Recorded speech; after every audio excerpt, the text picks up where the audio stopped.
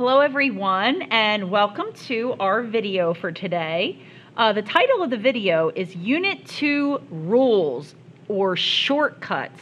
We love that word, shortcuts for differentiation. This entire packet that you received is going to have the constant rule, the linear function rule, the power, the product, and the quotient rules within it. But for today's video, we're only tackling the first three. So we're going to learn the shortcut rule for constants, for linear functions, and for powers. Okay, so before we get started, I want to remind you of something, and I'm actually going to ask you to do something for me. And when you do it, I just want you to pause the video while you work it out. So this is the task, the first task at hand. It says use the formula, slope of the tangent line at a point x f of x equals the limit as h approaches 0 of f of x plus h minus f of x all over h to find the derivative of, and here's the equation, f of x equals 2x cubed plus 5x squared minus 3x plus 7. So I want you to pause the video and I want you to work that problem out. Okay, you've now unpaused the video. I'm going to reveal the solution to this. I want you to compare it to your own. So pause the video right here and compare, and I want you to look to see if you got 6x squared plus 10x minus 3 as your final answer. So pause and check. Okay, so now you're back, and I'm hoping from our past work in calculus that you got this problem right. But if you take a look at this, this is a very lengthy process. It's very tedious. You can lose yourself sometimes and make an algebraic mistake when you're cubing this binomial or squaring or distributing or taking the negative through the back f of x. So lots of room here for error. So today, you're going to learn how to do the exact same problem you're going to get from A to Z in one step. And that's what we're studying today, shortcuts. So keeping this in mind, let's turn over to our notes packet here. And the first 5 items here, I'm just going to go ahead and read out loud. So this is just derivative notation. Now, what I want you to understand is that up until now, we've been notating the derivative as follows, right here. This is how we've been notating that we're finding a derivative. Well, the shortcuts actually have their own shortcut notation. So that's what this is about right here. So number 1 says, given f of x, so f of x equals some equation, kind of like we had right here, f of x equals this equation. Its derivative would be f with this little slash here. I know that looks like the number 1, but it's not. My computer, I couldn't get my computer to make just like a vertical bar. So I'm going to kind of color over that. But the derivative would be f with this little vertical bar of x. And you read that as f prime of x. So given f of x, the derivative is f prime of x. Okay, number 2. Say you're given g of x equals blah, blah, blah, some equation. Its derivative would be g prime of x. Number 3, given y equals, so y equals some equation, its derivative would be y prime. So this is the shortcut notation for slope of a tangent line. Okay, now numbers 4 and 5 get a little different. There's another way to notate derivative, and it looks like this. Given y, its derivative would be dy over dx, and that is read as the derivative of y with respect to x. So let's talk about number 4 a little bit more closely. So if you look at this, here was the equation you were given in this pink problem that you did. Y equals this, okay? One way to notate the derivative is the way you did in your answer. Your answer when you did this the long way was slope of the tangent at the point x, f of x is, and then your answer was 6x squared plus 10x minus 3. I'm taking that right off the pink paper, okay? Now, the shortcut way to do it, y prime equals 6x squared plus 10x minus 3, okay? Sort of the lazy man's way of doing it. Now, number 4 from the packet says you can also do this. dy over dx equals 6x squared plus 10x minus 3. Now, I will tell you, of the 3, this one is my favorite. I'm going to tell you why. The reason I like this, dy, that stands for delta y, change in y, over delta x, change in x. This is slope. y2, y sub 2 minus y sub 1 over x sub 2 minus x sub 1. So what I like about this notation is you're saying slope of the tangent line at any value of x is given right here. So the change in y over the change in x, the derivative of y with respect to x. But it doesn't always have to be y and x. Like, if you're given y in terms of x, this is an equation for y in terms of x, then you find the derivative of y with respect to the variable x. But it doesn't have to always be this way. What if you had s equals 5t? Okay, this is s in terms of t. So different ways to notate the derivative. Well, you could say s prime equals and then find the derivative. But another way, following this notation, would be, if you're given the same equation, s equals 5t, you could find the change in s with respect to t, or the derivative of s with respect to the variable t. So it doesn't always have to be y and x. And that's what number 5 is actually talking about here. Number 5 is saying, given s equals a function in terms of t, its derivative would be ds over dt, red derivative of s with respect to t, and then I put a little etc. here. Okay, great. Okay, so now we're ready for the rules. Now we're ready for the shortcuts. And like I said, we're just focusing on the first 3 today. So the first rule here says d over dx of c equals 0, where c is a constant. We call this the constant rule, okay? So the constant rule says that the derivative of a constant, and let me talk about this notation right here. Here's some more notation. That d over dx, that's just saying that the derivative of this constant with respect to x, the derivative of the constant with respect to x is 0. So d dx just signals that you're taking the derivative of whatever is inside these parentheses. Okay, the derivative of a constant is 0. Why? Why?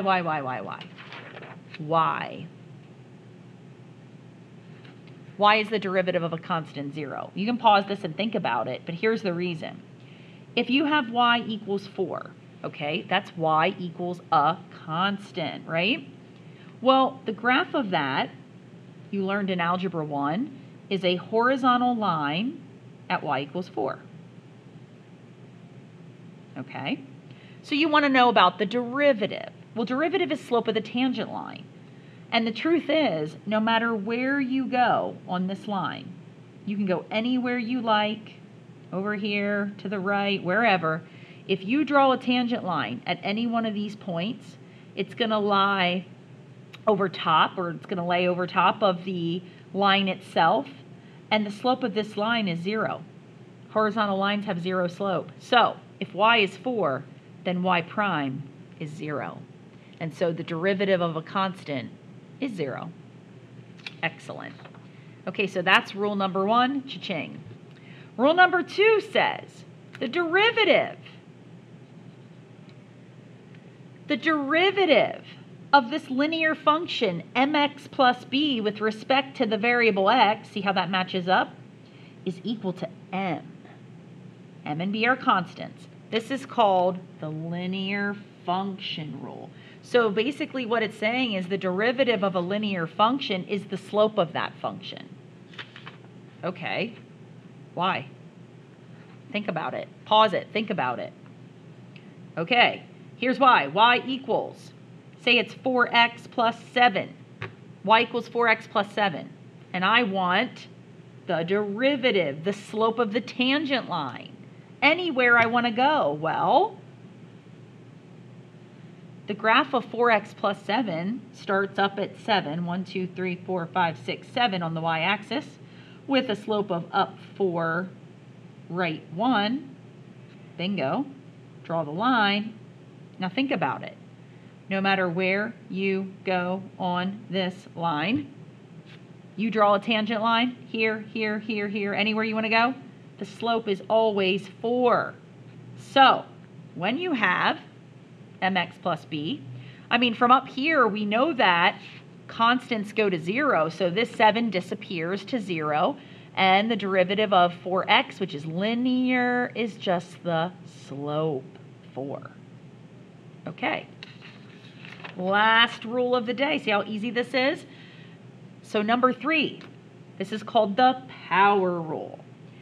Says the derivative of x to the nth power with respect to x is equal to this little formula over here. N times x raised to the n minus 1. So do you see what happens there? This little exponent comes down to the front, and then you rewrite the x, and then you subtract 1 from the exponent. Now, we actually saw that happening yesterday when we were doing, remember we were sketching derivatives, and when we were sketching derivatives, the linear functions became horizontal, the quadratics became linear, the cubics became quadratic. So the exponent reduces by 1 when you're doing a derivative. This is the power rule. Now, I don't necessarily have an easy y like I did with the first two, other than the way we sketched the derivatives yesterday. We started to notice a pattern and pure observation. You do this enough right here to enough of functions, and you're going to realize and make some generalizations about those functions, which then become rules. So the power rule, I'm going to ask you for right now just to take this at my word, and we're going to work with that in just a minute. So that's the power rule. Now, check it out. Go back to the problem from earlier. So you know this problem that we did that was so long, and I said we could probably do it in 5 seconds? Well, check it out. Let me just recopy it here. So the problem was f of x equals 2x to the third plus 5x squared minus 3x plus 7. So forget this now. Forget this. Let's just do it the shortcut way. Our notation would be f prime of x. Okay, this looks like a power rule to me. X to the nth power. You have x to the third here with this little coefficient. So the power rule says you take the 3, you bring it down in front. So the 3 will get multiplied to the 2. 3 times 2 is 6. You recopy the x, and you subtract 1 from 3. 3 minus 1 is 2. Plus, this is another power rule, 5x to the nth power. The 2 drops down, gets multiplied to the 5. That's 10. X to the, subtract 1 from 2, and you've got 1, which we know is implied to be there. Minus 3x, that's linear. The linear function rule says that you just take the coefficient or the slope, so minus 3. And the 7 is a constant that's going to disappear to 0. This is the derivative. Now check it out. It is exactly the same answer as what you got the long way. And look at how much easier that was. Okay, so there are some of the shortcuts in action. Okay, now if you open your packet, we've got some examples. And actually, just so you know, numbers 4 and 5 we'll take care of in the next video, which means that on the next page, these two paragraphs we'll take care of in the next video. We just want to kind of cruise down to example 1. And it says, for the examples, for every function given, find the derivative. So example 1 is going to go with rule number 1 that we learned today. Example 2 is rule number 2. And then on the next page, example 3 is rule number 3. So look at how easy this is. Example 1 says, letter A, y equals 5. Well, that's a constant. So y prime is 0. Or you could say dy dx, you could use that notation, is 0. B, y equals -7, another constant, y prime, 0, or dy dx, 0. Just choose one or the other. So for the purposes of this, I'll just keep using y prime. Okay, example 2, linear function rule. Y equals 4x minus 3. Well, we know that the derivative of a linear function is the slope of that function. So the answer is 4. And for letter B, the slope of this line, -3. Done. Turn it over. Here comes the power rule. Letter A, y equals 5x squared. Okay, so y prime, you ready to go? 2 times 5, 10. Rewrite the x, subtract 1 from the exponent, and you have a 1, so 10x. Letter B, derivative. All right, we've got a power rule right here, so 2 times -3, -6. X to the 2 minus 1 is 1, so the first power, plus, now we just have an x. The derivative of just an x is the coefficient in front, or the slope, which is 1. And the 3 is a constant, that's going to disappear to 0. Okay, letter C. Letter C is a little tricky just because we don't have a rule for a quantity raised to a power. We just have the power rule which says x to the nth power. But this is not just an x, this is a binomial. So sometimes you have to manipulate the function to look differently. So one thing we could do here is we could change this by foiling it. So that's what we're going to do. So 2x plus 1 to the second power means 2x plus 1 times itself. And if we FOIL that, we end up getting 4x squared plus 2x and 2x make 4x plus 1 times 1 makes 1. This is still my original function. This is still y. I haven't taken a derivative. I've just used algebra to change it. Now I'm ready for y prime. So now using my power rule, 2 times 4 is 8. X to the, subtract 1, first power, plus the derivative of this linear function, 4x, is 4, just the slope. And the 1 is going to disappear to 0. So that's going to be my final answer. Okay, letter D. Y equals 10 over x. Well, I don't have any rules that we learned today that deal with quotients. So I have to be clever, and I have to rewrite this a different way so that I can use one of the 3 rules that we studied. So hopefully you remember from Algebra 1 that 10 over x is the same as 10x to the negative first power. You can bring the x up and raise it to its negative exponent. So now I can use the power rule, so the derivative is going to be -1 times 10 is -10 x. Now I have to subtract 1 from the exponent. -1 minus 1 is -2. And I don't want to leave negative exponents in my final answers, so let's just recopy that as -10 over x to the positive second power. That's going to be my final answer. Okay, and we have one more today. This is the last one for this video. We're taking the derivative of y equals 4 minus the cubed root of x. Again, we don't have a rule for roots, so we have to be clever and rewrite this problem. So hopefully you're thinking that you can rewrite it as 4 minus x raised to the 1/3 power. So the root becomes the denominator, and the exponent that's on the x inside there, x to the first, is the numerator. Now, I can use two different rules. The derivative of a constant is 0, so that will disappear in the next line. And now, on this part of the problem, I'm going to use the power rule. So there's like a -1 here. So 1/3 times -1 is -1/3. I rewrite the x, and then I subtract 1 from the exponent. So I really have to take 1/3 minus 1, which is the same as 1/3 minus 3/3, if I write 1 whole as 3/3. And then 1/3 minus 3/3, 1 minus 3 is -2 over the common denominator, 3. So this is my new exponent. So I've got -1/3 x to the -2/3. Now, I don't want to leave this as a negative exponent, so I'm going to rewrite it. And I'm going to take x to the -2/3, I'm going to take that down with this 3 that's already established as a denominator.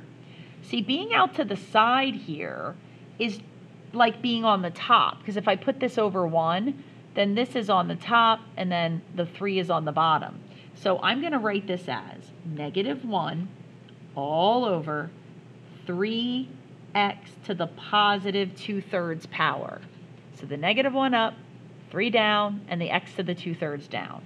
And if we want to go one step further and turn this back into a root, I could write it as -1 all over 3, here we go, times the cubed root of x squared.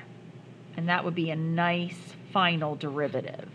That's a lot of algebra going on there. Rules for exponential rule, or exponent rules, not exponential, exponent rules from Algebra 1, and maybe a little Algebra 2 here with the roots. Okay, so that takes care of our first 3 rules. And in the next video, we will finish this packet up by going over rules 4 and 5. Thanks for watching.